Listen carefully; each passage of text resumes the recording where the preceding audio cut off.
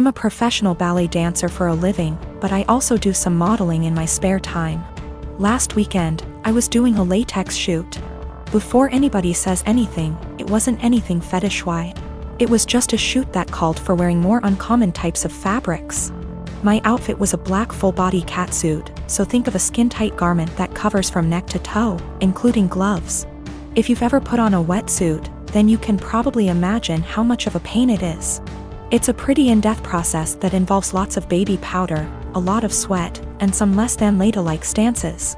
Dressing usually takes anywhere from 20 to 25 minutes start to finish. I always dread it, but can't argue with the results.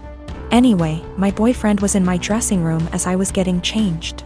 He doesn't always come along for shoots, but I needed him that day because my car is being repaired and we needed to go somewhere afterwards. His one kinda annoying thing is that he talks to me while I'm getting changed even though I very politely asked him to let me do it in peace. If I'm just putting on a dress or something less complicated, it's not a problem. But with latex, you have to concentrate, seriously. My facial expression is pretty similar to when I'm doing heavy leg presses or squats at the gym, so that the garment slips on correctly and, more importantly, you don't rip it. It's very easy to tear if you're not careful.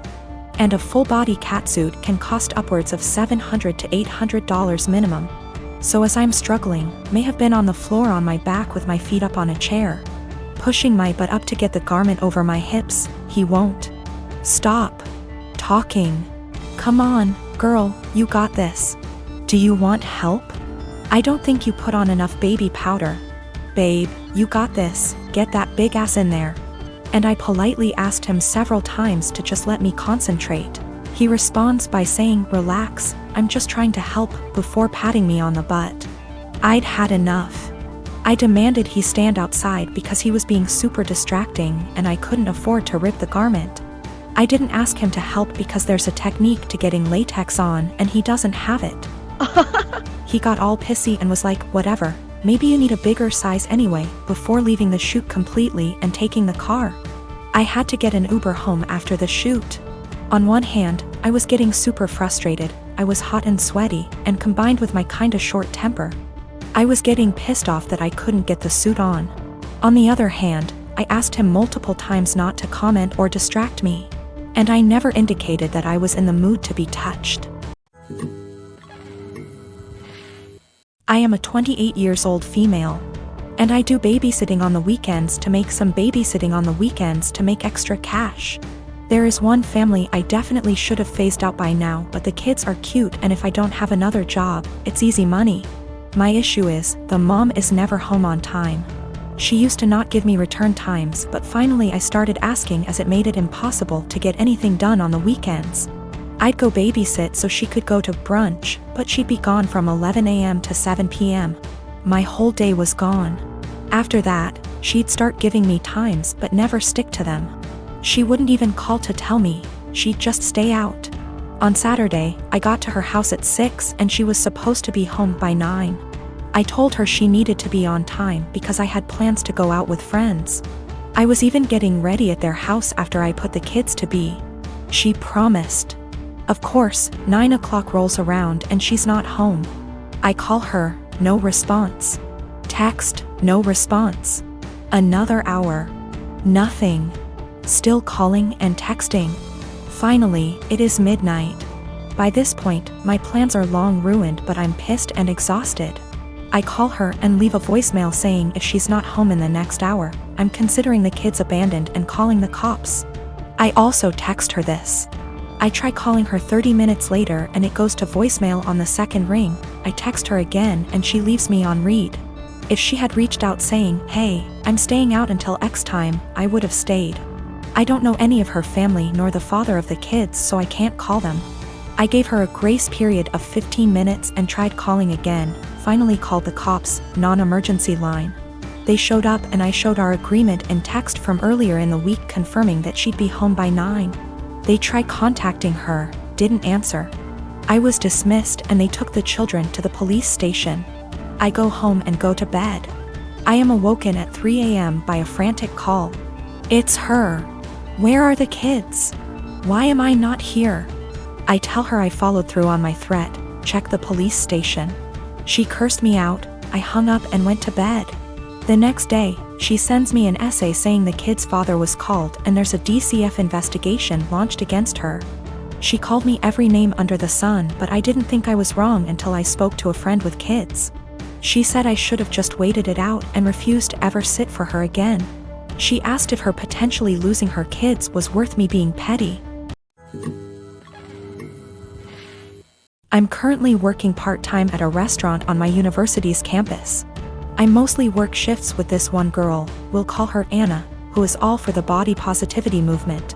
She embraces her body type and regularly posts inspiring quotes or images on her social media accounts. Personally, I have nothing against this at all. I am also in full support of treating and accepting everyone no matter their body type.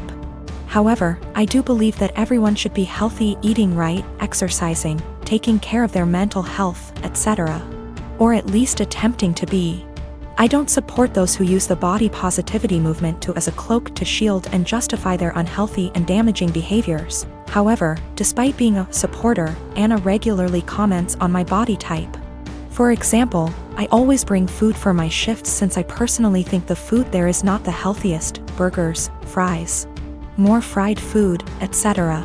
Anna will often say things like, "You should eat a burger, you could use a few extra pounds, honey." Or, "You look skinnier than last week. I told you to stop eating salads every day." She'll sometimes even feign concern for me and ask me in private if I was struggling with my weight, and then proceed to tell me that I look way too skinny to be healthy. One time I was changing into my work shirt in the back and Anna saw my stomach and commented that my stomach was starting to look like a man's. I have no idea what that even means, but I doubt it was a compliment. These hypocritical comments have pissed me off. I enjoy eating healthy and cooking my own meals, and I enjoy working out and staying toned. Anna, on the other hand, gorges herself on the food in our restaurant, drinks about 3 cans of Coke per shift, and does not work out. I don't think this is healthy. Finally, during yesterday's shift, this guy I kinda like came in to get some food, and I was super excited to see him. He turned out to be a bit cold towards me, and the whole event was a bit anticlimactic. Oh well. Anna witnessed the whole thing, and after he left, she said, "Maybe he's into Kuvya girls." I basically blew up at her and called her out for all of her hypocrisy. I asked how she could call herself a supporter of body positivity when she regularly shamed my body. Then I told her that she was unhealthy in many ways. I called her out on her eating habits. Bitter and jealous of others who are in control of their health and bodies, and deluded for believing that she is healthy and fit. She called me insecure and told me I was being rude. It was reaching the end of our shift, so I clocked out early and left so I didn't have to argue with her more. I was mad for a bit and told one of my best friends. She said that I was right and all, but that I was insensitive in the way I brought it up and suggested that I apologize. I'm standing my ground but want to hear other opinions as well. Background about my sister. 2 years ago, my sister was killed in a car accident. She was riding with a friend to the mall, the friend's parent was driving, and teenage boy plowed through a red light while texting on his phone and hit the car my sister, Carrie, was in. Carrie was killed instantly, and her friend, June, was in a coma for 3 weeks before her parents took her off life support. When Carrie passed, I was devastated and angry and just not in a good place. Carrie and I had been extremely close. Despite a 7-year age gap between us, we enjoyed a lot of the same shows, we went to concerts together. We volunteered together, and I took it upon myself to guide Carrie like any big sister would do. Our parents were extremely busy with work most days, and Carrie and I would often cook together and do crafts when we weren't too busy with school work. Carrie wanted to be a NICU nurse when she grew up, and I helped her find a volunteer position at a local hospital to help get her gain some experience being around patients. In short, Carrie was my sister and best friend, and when she passed, I was a mess. The last craft Carrie and I made together was a set of candles. We bought the wax at a local craft store, and we both made each other a candle and decorated the jar it was in. That was the day before she was killed. At her funeral, Carrie was buried with the candle I made her. The candle Carrie made me sits on my desk next to my favorite picture of her and I together at the beach. Or it did, until last week. Background about my boyfriend. I met my boyfriend about a year and a half ago, about 6 months after Carrie passed. I wasn't looking for a relationship, I was still grieving my sister's death. But Eugene came along and it was love at first sight. He was extremely supportive, let me cry on him when I needed to, didn't push me into getting over grieving or anything. He was extremely gentleman about everything and very, very patient. After 6 months of seeing each other pretty regularly, we made it official. Eugene came into my life at a very low point and he has always been very respectful of sentiments I keep from my sister. Never asking me to take them down, always giving me space when I needed to cry. Eugene, along with most, if not all, of my friends and family know about Carrie's candle.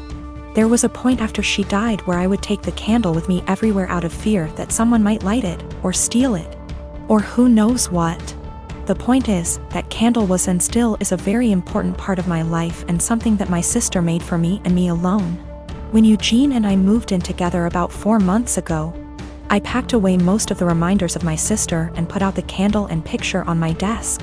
I felt that this was a huge step because when I'd lived just by myself I had pictures everywhere and a few knickknacks laying around from my sister. I wanted to make Eugene and I's home our home with just a small part of my sister there. Eugene understood and was very supportive. Last week, we had a massive winter storm that knocked out power. We didn't have power for 3+ days. The power was knocked out at Eugene and I's house while I was at work, which did not lose power. Eugene texted me that he was going to light some candles and try and get a generator, so we could have some for of power or at least be able to charge our phones / use lights / etc. Now, we have probably 30+ candles in our house.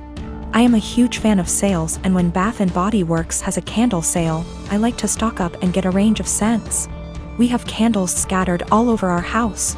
In the room where my desk is, there are no candles aside from the one Carrie made me. None at all, and there never has been. This room is also downstairs, where Eugene doesn't spend a lot of time, his desk is upstairs. When I arrived home from work last week, I noticed a bunch of candles burning in our living room, safely. Always monitored and not near anything that could ignite. One of these candles was the candle that Carrie had made me. I burst into tears and when Eugene heard me crying he came out from the bedroom, where he was lighting more candles, and asked what was wrong. I was a wreck and couldn't get any words out. When he tried to calm me down, I shoved past him and locked myself in the room where my desk was and just cried. I don't know how he could be so stupid. He knew and I thought he understood how sentimental the candle was and how much I cherished having a candle that my now deceased sister had spent time making with me just a day before she was killed. I haven't been able to speak to Eugene since it happened, Tuesday of last week. He has tried to explain why he did it, because he needed candles to be able to see, but I just can't wrap my head around it. He hadn't gotten into the large candle stash I have upstairs right by the living room where Carrie's candle was, but went downstairs, out of the way to grab the most sentimental, cherished item I have. The candle was burning most of the day while I was at work and is now melted and pretty much gone. I do still have the jar it was in, but I can't look at it without bursting into tears. Eugene says it was an accident, but I just don't believe that. He said he was getting around to lighting the candle surplus we have upstairs, but just hadn't gotten there yet. After being home 6 hours alone with no power, I am heartbroken and feel like this is a major slap in the face. I feel disrespected. I feel like he disrespected my sister. I just don't know what to do. I don't feel like I can forgive him for this.